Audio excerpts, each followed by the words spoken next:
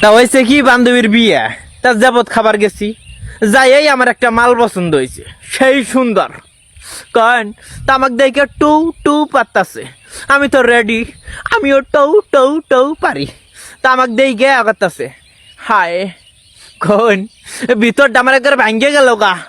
তা আমি কইলাম পরে পরে আগে হান্দাই, পরে দেখা করি রো। কয় ঠিক আছে।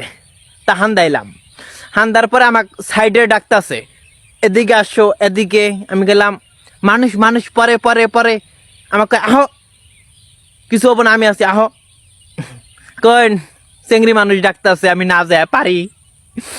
গেলাম, যায় দুই একটা খালি কথা, খালি নামটা আমি জিজ্ঞাসা করছি, নামটা কইল, আমার নামটাও কইলাম। হাতে হাতে একটা মুরব্বী পিছন দিকে আয়া এই কি দিছে, আর বলে মামা চেংড়ির। তা চেংড়ি কই দিছে, চেংড়াটা না আমার অন্দিকে ডাইকে নিয়ে আইলো।